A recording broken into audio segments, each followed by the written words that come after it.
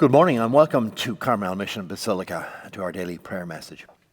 In line with our theme of shepherds and shepherding, I'm going to talk to you this morning about another famous saint who started off her life as a shepherd. But many people are unaware of that fact. Saint Joan of Arc. What do we think of when we hear Saint Joan of Arc? We think of a warrior woman on a horse, right? Well, she was born into a peasant family, lived southeast of Paris. And when she was only 12, she experienced a vision and heard voices that she was later able to identify as Saint Michael the Archangel, Saint Catherine of Alexandria, and Saint Margaret of Antioch.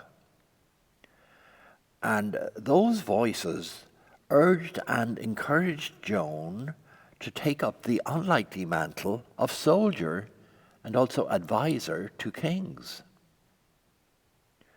During the 100 Years' War, Joan led French troops against the English and recaptured the cities of Orléans and Troyes.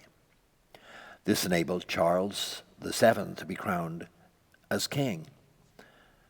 Captured by enemy forces the following year, Joan was sold to the English and placed on trial for heresy and witchcraft.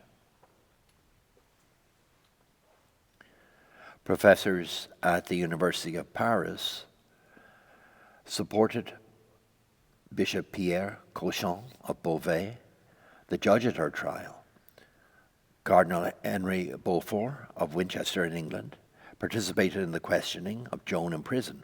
And in the end, Joan was condemned to death, primarily because the English resented the military success of the French, much of which was attributed to Joan.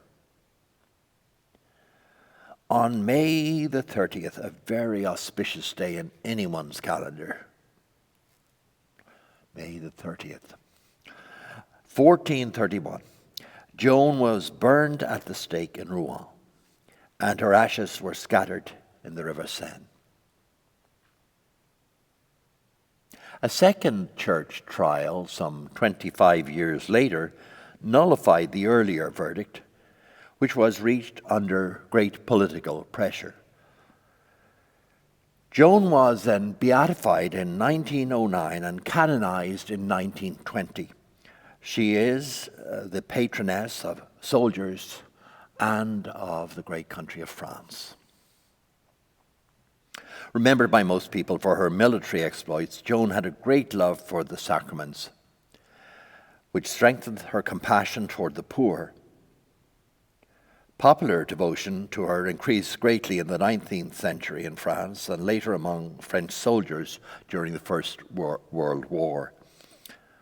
The theologian Georges Tavar writes that her life offers a perfect example of the conjunction of contemplation and action, because her spiritual insight is that there should be a unity of heaven and earth.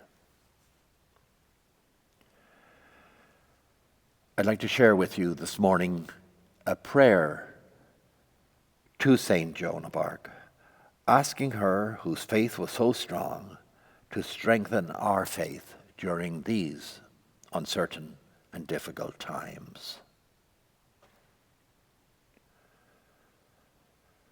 In the face of your enemies, in the face of harassment, ridicule, and doubt, you held firm in your faith. Even in your abandonment, alone and without friends, you held firm in your faith. Even as you faced your own mortality, you held firm in your faith.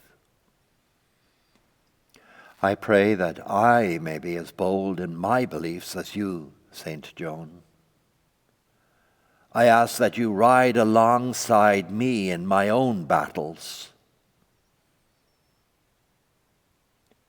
Help me be mindful that What is worthwhile can be won when I persist.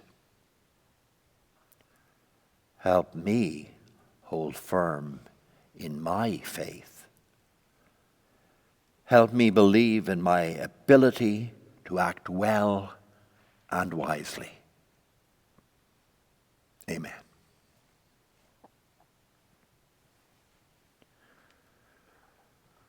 As always, I invite you to send your prayer requests to Father Rodrigo and myself. Just go onto our website, carmelmission.org, and press that prayer request button. And we will hold your prayer requests in our own prayers and our private Mass. So I wish you and your loved ones a great happiness, health, and profound peace.